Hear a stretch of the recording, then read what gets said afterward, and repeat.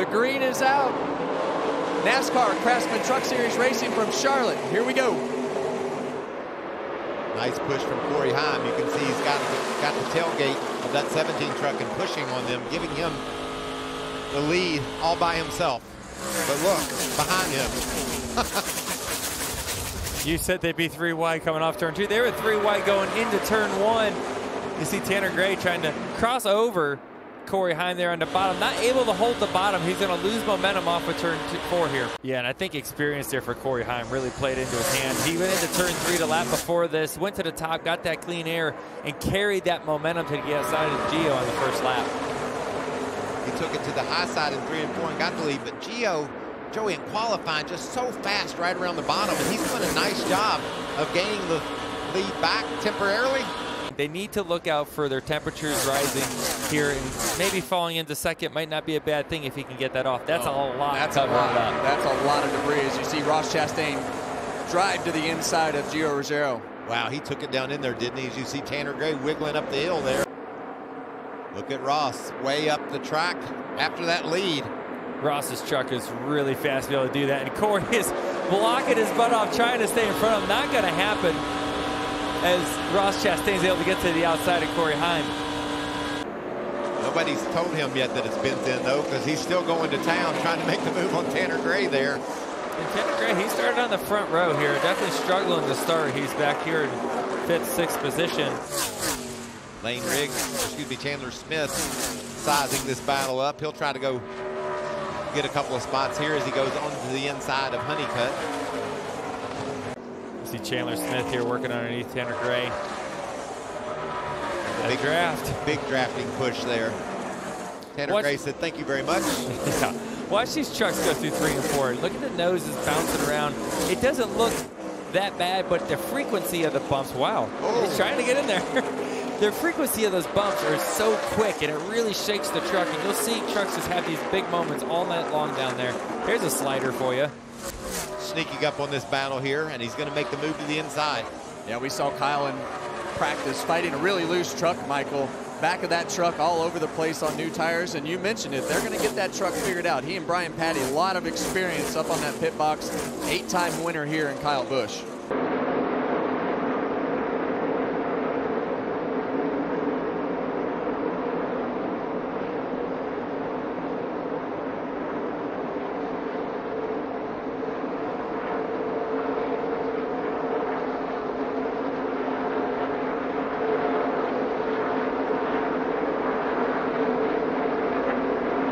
That's an impressive start to this race. We were a little bit surprised early in practice how off his times were, but they got that thing squared away near the end of that practice session, and he's coming.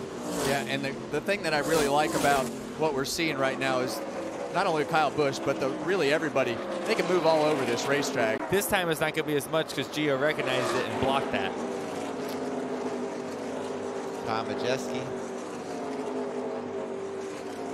racing alongside Matt Mills. Mills a little bit shaky on the bottom, had to go up around the lap truck. Justin Carroll there in the 90. I believe he used him as a pick. Yeah. Right through the middle of the racetrack. And Corey Heim is going to come to his 7th stage win of 2025 and his 2nd at Charlotte. There it is. Had a little bit of trouble with that right front tire. See it go down there and into the outside wall. She goes just slight contact. They've been on and off pit road. As we approach the Echo Park restart zone, we're going to find out if that lane choice is going to work out for Caden Honeycutt. So really no pushes going on there. Kyle's just now able to get to his bumper a little bit later than what Caden wants for sure. I think it's going to work out though. He shoots ahead there of Corey Heim and slides up in front of him. Just battle for the lead. And Kyle Busch is not able to clear up there, and you see, look at the push that Corey Heim gives Caden Honeycutt down into the corner, slips to his top. Wow, what a move. That was cool. Yes, it was. Do you see Honeycutt be able to pull that air off the side of that 44 truck and actually shoot down to the inside of Corey Heim? That was impressive to be able to do that. The top lane we've seen has been dominant, and Honeycutt in the 45 on the bottom here just able to drive right past Corey Heim. Look at him, and he's keeping it pinned, too. Got him.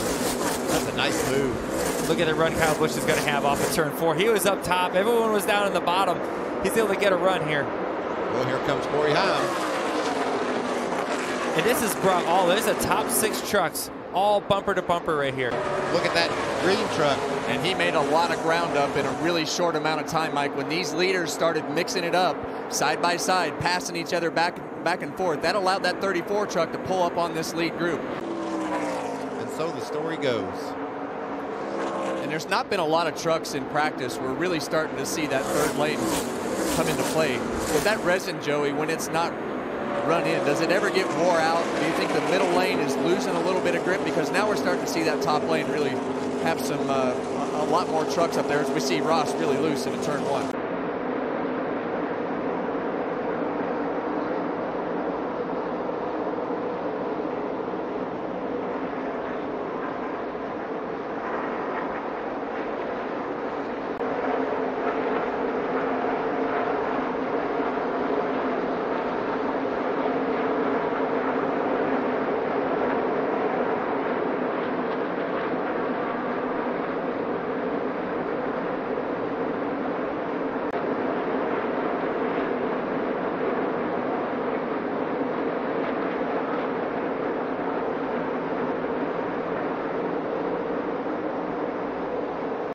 To let those guys have the slide job, to let them be in a position to where they even have a chance. But as we come to the end of the stage 2 here at Charlotte, Corey Heim is going to do what he's done so many times this year.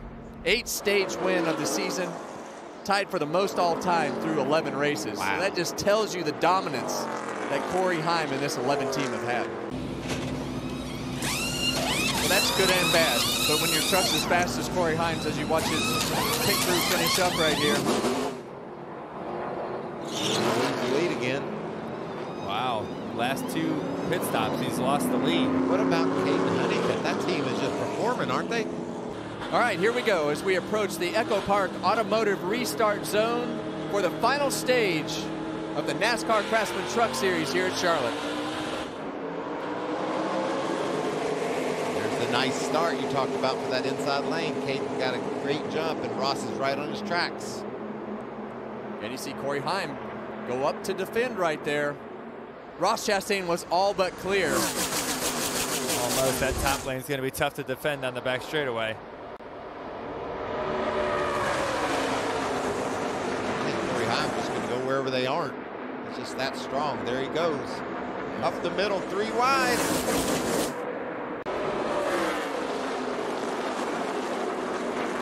Ross trying to take advantage of the short run speed. Almost clears Corey Heim, but not able to do it. They're going to side draft each other down the back straightaway. Joey, how frustrating is that, or how hard is it just to hang right there and just say, oh gosh, they're getting loose. I thought they wrecked right there. And that's what the 11 truck just visually has an advantage on. It just looks like his truck is so... Oh, they're wrecking in the front straightaway. Big wreck.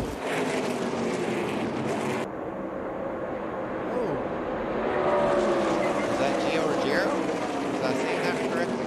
That maybe got a little bit loose and hung into Chandler Smith. What's the truck in the middle there? See that? Yeah.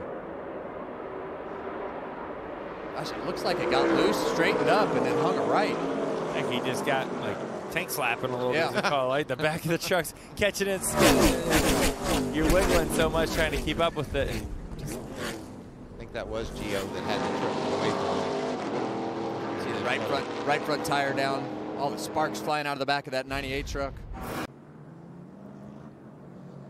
Let's hear what Ty Majeski had to say on his radio. Gotta f***ing love it. Man, I just can't even believe this stretch. It's just unbelievable. At this point, man, it's almost comical. I mean, I hate to laugh because everybody works so hard, but what do we do? You know what I mean? Once again, we'll see if Corey Heim can add to that lead laps led total.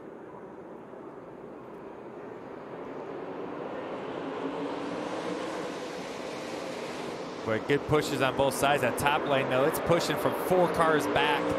Really able to maintain with the front row this time. Corey's still able to clear, though.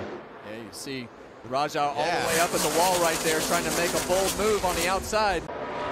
3 wide. Lane Riggs changes lanes, gets a better restart this time. And we've talked about how fast that 34 truck is in the long haul. Gets steadied up here in 3rd or 4th. We could see some competition from Lane. Yeah, we're still going to see at least one more pit stop here before the end of the race. 50 to 52 laps is about what we think these guys can go on. But wow, Ross Chastain's right on the tailgate of Corey Heim.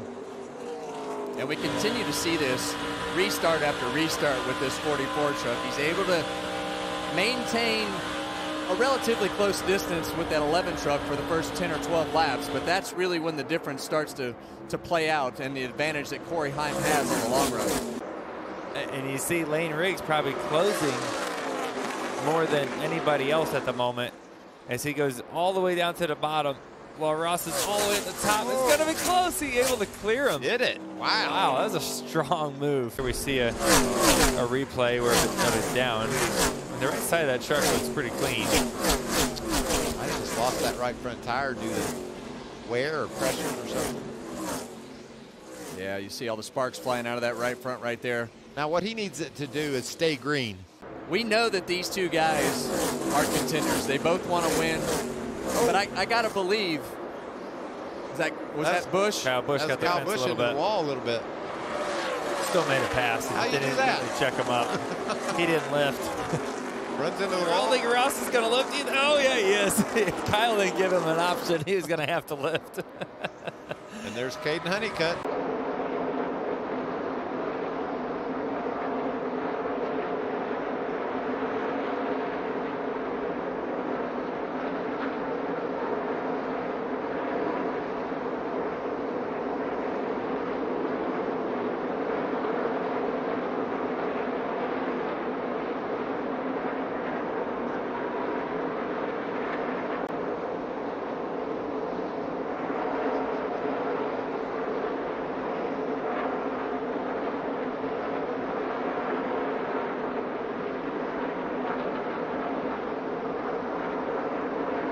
On both ends of the racetrack, right up against the fence. All the way in the top lane through 3 and 4. You know that can be challenging with the way that those bumps are on the entry to the corner. Has to fade down a little bit on the exit, but big run off the corner. As I was wondering what Kyle was going to do there. He's able to get such a big run. He's able to. Yeah, Michael, you know, as race car drivers, it's not often we get a perfect race truck, right?